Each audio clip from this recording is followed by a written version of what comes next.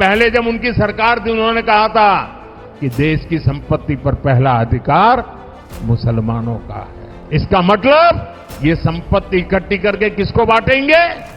जिनके ज्यादा बच्चे हैं उनको बांटेंगे, घुसपैठियों को बांटेंगे। मेरी माताओं बहनों, ये आपका मंगलसूत्र भी बचने नहीं देंगे। कांग्रेस पार्टी चाहती है कि आपके मंगलसूत्र और आपका सोना आपसे छीन ले। 70 सालों से ये देश स्वतंत्र है। 55 सालों के लिए कांग्रेस की सरकार रही है। किसी ने आपसे सोना छीना, आपके मंगलसूत्र छीने। इंदिरा गांधी ने अपना सोना, जब जंग हुई थी, अपना सोना देश को दिया। मेरी माँ का मंगलसूत्र इस देश को कुर्बान हुआ है। Mr. Modi has tried to kind of pitch it around a whole communal, ground. Nobody is even reacting to the communal speech that he gave.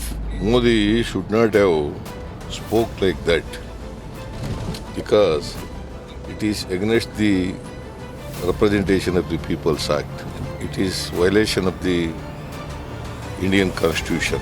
Being a Prime Minister of this country, he should not have uttered such a word. He should not have made such a speech. It is RSS speech. He is unfit to become the Prime Minister of this country.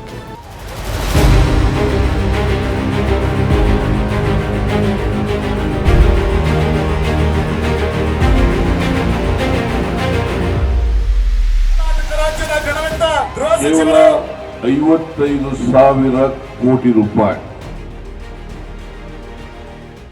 Hello and welcome to The Wire. I'm Arfa Khanam Sherwani. The Wire's election team is in now Karnataka. We are traveling in Karnataka to understand the electoral landscape of the state, which is a very important state, going to polls just after 48 hours. And we have the Chief Minister of Karnataka, Siddaramaiah ji, sitting with us in this car.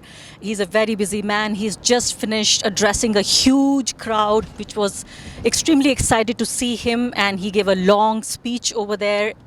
A life of a politician is not bed of roses. We caught up with him in this car and we are going to ask him some important questions regarding the Lok Sabha elections, regarding the two phases elections that's going to take place. My colleague Tamanna is also here and Devi Dutt is filming this interview. Mr. Siddaramaiah, in Delhi, when we are talking about the second phase of election, Mr. Modi has tried to kind of pitch it around a whole communal, ground. But here, I try to hear almost all of the leaders of the Congress party, and nobody is even reacting to the communal speech that he gave. No, Modi should not have spoke like that because it is against the Representation of the People's Act. That means to say, it is violation of the Indian Constitution. Being a Prime Minister of this country, he should not have uttered such a word. He has to take all the people together in this country.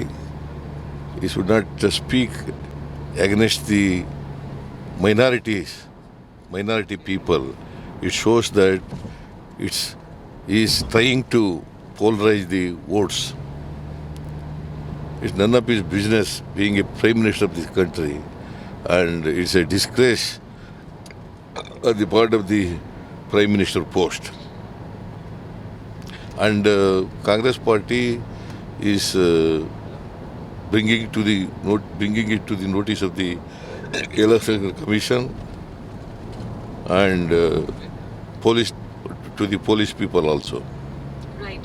So what I was trying to understand is that do you think it is some sense of political insecurity that he's going through after the first phase of elections? After the first phase, he came to know that there is a miserable, because the result would be as per his expectation. Therefore, he is frustrated. That is why he made such a speech. But don't you think by attacking the Congress party and its manifesto, what Mr. Modi is trying to do is consolidate an already existing Hindutva vote bank that he has? But do you also see it that he will expand his voter base by kind of appealing to base human... Basically, it is a hate speech. Being a Prime Minister of this country, he should not have made such a speech, it is RSS speech. It is the hidden agenda of the RSS. That is what he said. See, openly is unfit to become the Prime Minister of this country. Mr. Siddaramaiah, your voters are actually concerned about what your manifesto says. We know this used to be a document which not many people talked about even during elections. People did not even take manifesto seriously. But when your party and Mr. Rahul Gandhi, he talks about caste census, they talk about, taking into account the resources different communities have. Do you want to clarify on this? Do you think the language used in the manifesto could have been slightly different for the understanding of the layman? See, this caste census, is it not necessary to whether a particular person is socially, educationally, is advanced or not? That is why caste census is necessary to give affirmative actions by the government. This caste census is necessary.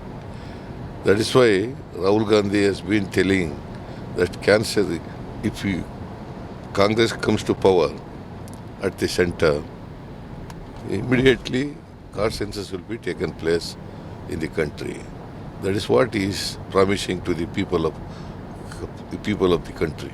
But the way Mr. Modi is confusing voters, saying that they're going to take away resources, land and other stuff from, the upper caste and the Hindus and giving it out to the Muslims. I mean, this sounds like a joke, but maybe some people... What our constitution says, equality, fraternity and freedom, isn't it? Huh? Yes. The BJP is against the social justice. What is social justice? Distribution of wealth to all poor people and also these vulnerable sections of the society. Unless we distribute the wealth of the country to all the people, then how do you bring a equality in the society? So you're saying Congress party never really talked about taking away resources and things? You're not going to taking away. You're not going to take away. See, Sarvarigu Samapalu Samabalo, how it has come. Sarvarigu Samapalu Samabalo. Equality before law, equal protection of law. That is what Article 14 of the Indian Constitution says. How do you bring equality among the people? Narendra Modi is against social justice. BJP is against social justice. RSS is against social justice. Right. Mr. Siddaramaiah, I have travelled many parts of the northern India, especially Uttar Pradesh, Uttarakhand and Bihar. Modi governments had been saying, "Ab ki baar 400 par." It may not be 400 par, but it looks like there is no alternative, as in the media landscape, the way they have established Mr. Modi, that if not Modi, then who? From the India camp, there is no prime ministerial candidate. Don't you think this is something that's going to kind of confuse the viewer, that if they don't choose Mr. Modi, who exactly are they choosing? Since you are not just a leader of Karnataka, but a very influential national leader. Long question. It is very difficult to answer this question. See, please ask. Okay, so I'm saying that don't you think the voters are going to get confused that here in NDA camp, it's Mr. Modi, yet again kind of trying to project himself as the Prime Minister for the third time. But from the India camp, you don't have any prime ministerial candidate.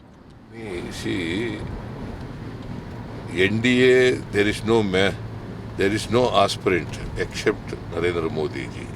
But in India, there are so many aspirants. And that is why you are not declared who will be the next Prime Minister of India. So after the election, all parties will sit together and finalize the leadership. It's not a difficult task. Right, I understand what you're saying, and this is how democratically it should be. But the way this whole, contest has been projected as some sort of a presidential order, where you have Mr. Modi and there is his challenger. So people would say that is it going to be Rahul Gandhi? I understand what you're trying to say, but I'm saying, don't you think that this is going to confuse the voters in a world, in a country where media really controls the narrative? When Devegowda became the Prime Minister, did anybody is projected as a Prime Minister? Things are very different now, right? Why? See, same voters are there in the country. See, the voters are very intelligent. We can't fool them. So you think that even if there is this lack of option, which looks like, you think the people are going to vote against Mr. Modi? I mean, I understand when I traveled in the northern part of India that there's no way for him. Strong anti-incumbency against Modi's government. That is why people are fed up with the administration of Narendra Modi, because always he's lying, and he's a great liar of this country. Ever we had such a Prime Minister of India. So that is why the people have understood this. Definitely people will vote against the NDA government. Just last two questions. One would be about the way we see India alliance falling apart, whether it is, in the state of West Bengal, whether we see it even in South India, like in Kerala for that matter. Don't you think that you are not able to put your house in order before such an important, crucial elections, not just for the Congress party, but for the people of India? It is true that, see, in India all the anti-BJP parties are joined together in India camp. But after the election, they will come together and minimum program will be announced by the India, and they will all support, and they will select one leader who will be the next Prime Minister. Like that, they will decide. It's an imaginary scenario, but what if Mr. Modi comes back? What happens to Indian constitution? What happens to Indian democracy? There is a large number of people who are really asking this question, whether this is going to be our last election ever. Basically, the BJP is not respecting the Indian constitution. They don't have belief in the Indian constitution. That is why, I don't know whether you are aware of it or not, when Indian Constitution came into existence, at that time Golwalkar and the another Savarkar, they wrote a letter in the organizer, the newspaper published by RSS, that they wrote against the Indian Constitution. So how do you say that Indian Constitution is safe at the hands of the BJP people? My colleague Tamanna, she's been tracking politics in Karnataka, and I tried to understand what people were saying in Kannada, and I could hear Tamanna people saying many a times about 5 guarantees of the Congress party. She will be asking questions on the Karnataka politics. Sir, if we speak about Karnataka, then the BJP has been consistently increasing its voter base since the 1996 Lok Sabha polls. And then from 2004 general elections, the BJP has also won more seats in Karnataka compared to the Congress party. So how are you so confident, and what is the Congress party's strategy to reverse this trend in the state? See, we have announced 5 guarantees before the assembly election, 2023 assembly election. We have implemented all the guarantees. Now the people are having, they believe Congress party is the only party which fulfill the promises which Congress party has made to the people of Karnataka. That is why particularly women folk and also other voters, they are all backing Congress party. That is why we are of the opinion that we will get more seats this time. With respect to the Neha murder case in Hubli, the handling of the case by the state government does not really reflect well on the law and order situation. What is the government trying to do to course correct? Because it will definitely have some implications on a few constituencies of Karnataka. I have already condemned the incident. What has happened in Hubli, I have condemned it, and I have referred the matter to the CID. And also, we are going to constitute a special court to try this case, and it is to be, investigation is to be completed early, and trial will be also be completed early, and see that I will tell the prosecutor, state prosecutor, to see that capital imprisonment should be given to the accused person.